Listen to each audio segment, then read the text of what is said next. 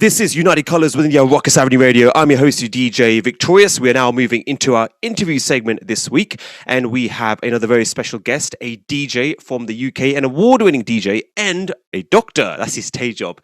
So this guy, I've had my eye on for a while now, and he blew up earlier in the year. I mean, he's been a DJ for a while now, but it was earlier in the year with these NHS live stream sessions here in the UK, where he really sort of came to the forefront, and he was DJing and playing music to lift people's spirits during the lockdown, and sort of encouraging people to forget all about the worries of COVID. And since then, his profile has been growing, and he's made it onto TV and radio, and he's doing some really big things at the moment. So please welcome to United Colours with India, DJ Bodalia. How are you doing, my friend?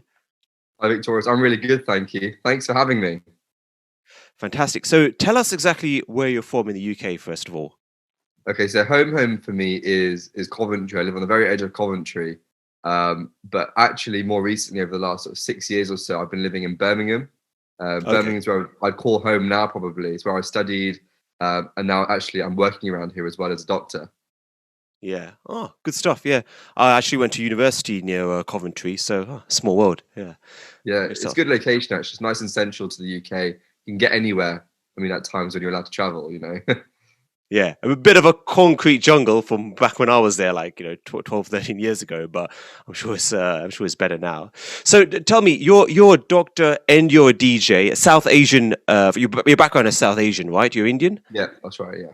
Okay, so you're a doctor and a DJ, and I'm sure you get asked this all the time. How do you manage both jobs? How do you divide the time between working, tireless hours as a doctor and then working late nights as a DJ?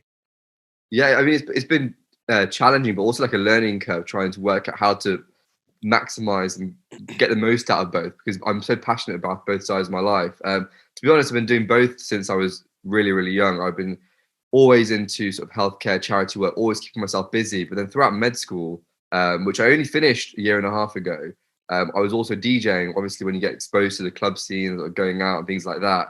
And yeah, when I was in med school, I started journaling. So I was kind of itemizing my goals. I was working out what's my overall goal, then breaking them down into smaller and smaller achievable goals, but also setting like realistic timelines for what I wanted to achieve in music, but also what I wanted to achieve with my exams and stuff. So I had two different things going on side by side.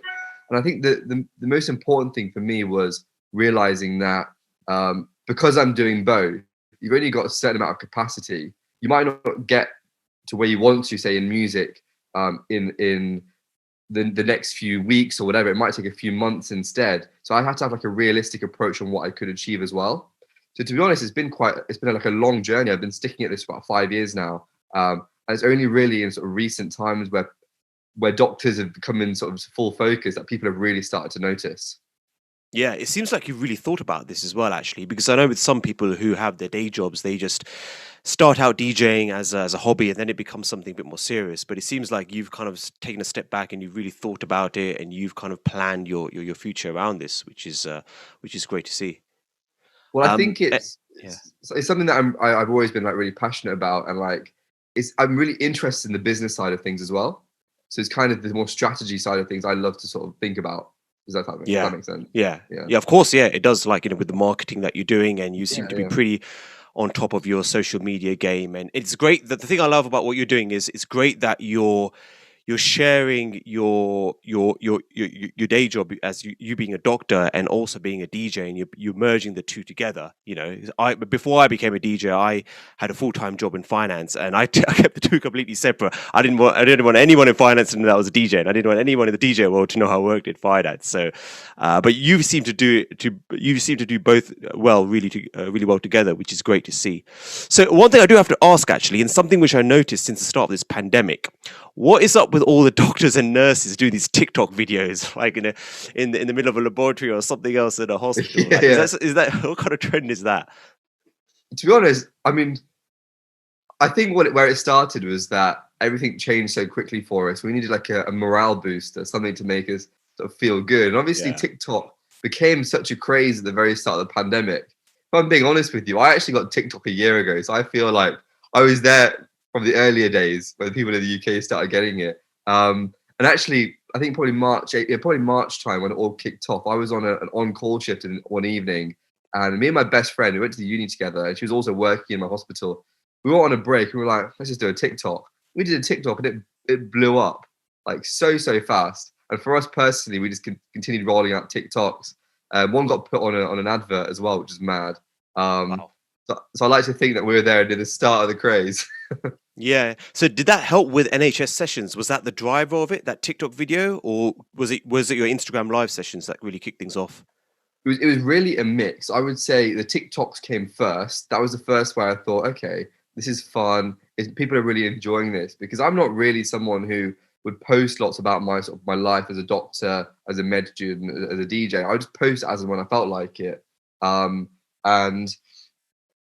this is kind of the very initial sort of spark for entertaining people and lifting spirits. And I thought, you know what, I love DJing. I used to do more music. There's no chance of going out now. So I did a DJ set in my kitchen in my scrubs after a night shift whilst making breakfast. And that's when it really kicked off. The response was just insane. Obviously, wearing scrubs is normal for me. That's like what I do all day, every day at work. But I thought, I'll just leave it on. I'll wear it for the DJ set. I couldn't believe the response. And then from then on, we got bigger and bigger artists getting involved. TikToks here and there, doing some live stream collaborations with some big influencers whilst they would do workouts, and I was DJing for them. And it just kind of grew like that. I got a lot of media interest quite quickly.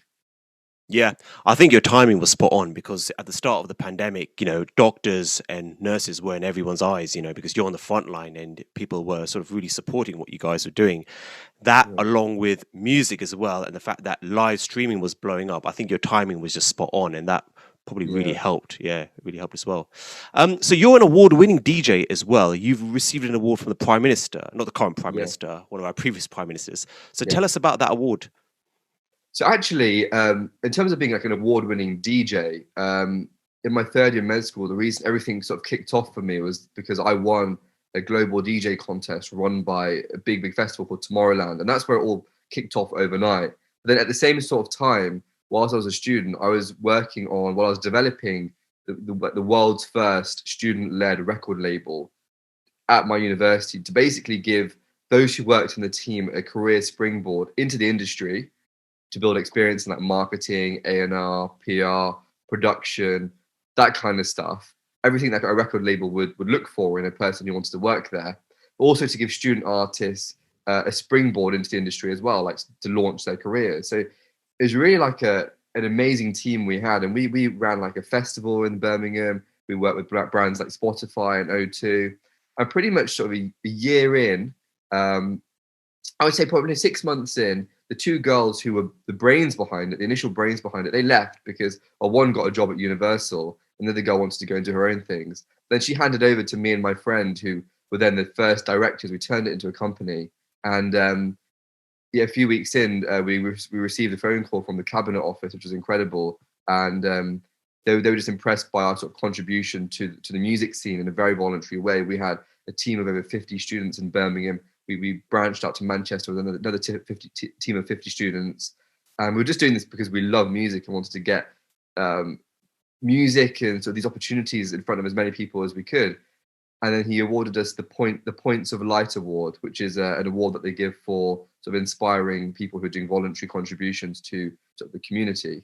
So it was amazing that I had that sort of the global DJ contest and this award from former Prime Minister David Cameron at the same sort of time. Yeah. I mean, that's a great thing. You should feel very proud. So is it called Next Record Labels? Is that the name of the record label? So the record label is called New Street Records. New Street, sorry, yeah. Okay. Yeah, and actually we named it after the New Street station here in Birmingham, because obviously it's a very central station. Yeah. Most people know of it, so we thought it was quite accessible. Yeah. So are you guys still accepting demos from upcoming young artists and producers? The record label is still thriving, actually. We've got a fresh new team. I kind of work in the background now because I'm no longer a student, but I'm one of sort of the figures who help drive it forward and sort of bring opportunities to the label. So yeah, they're continuing to push on with sort of signing new student artists from the city, but also outside the city, branching elsewhere, but also running amazing events.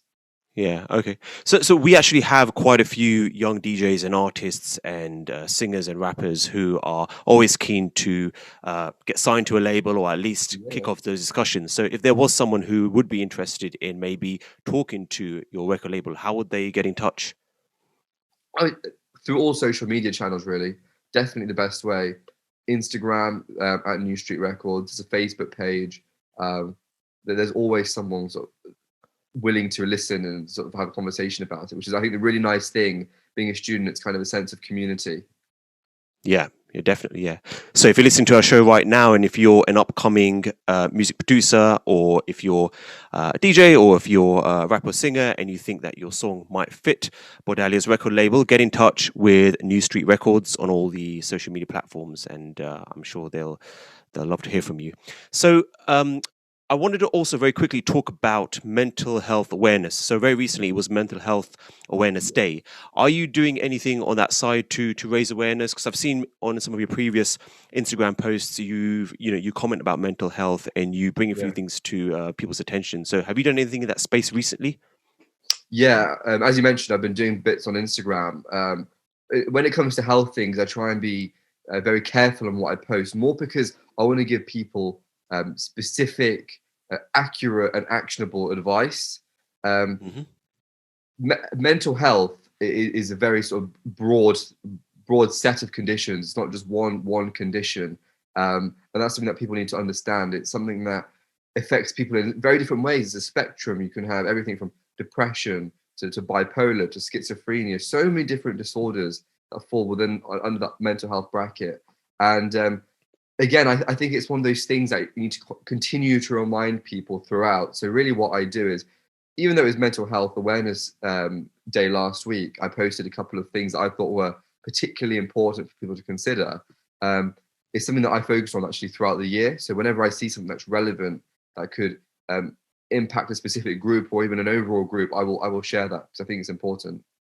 Yeah, definitely. It's definitely a sensitive topic at the moment, especially since more people are spending time indoors and Yeah. unemployment is high, and the list goes on and on.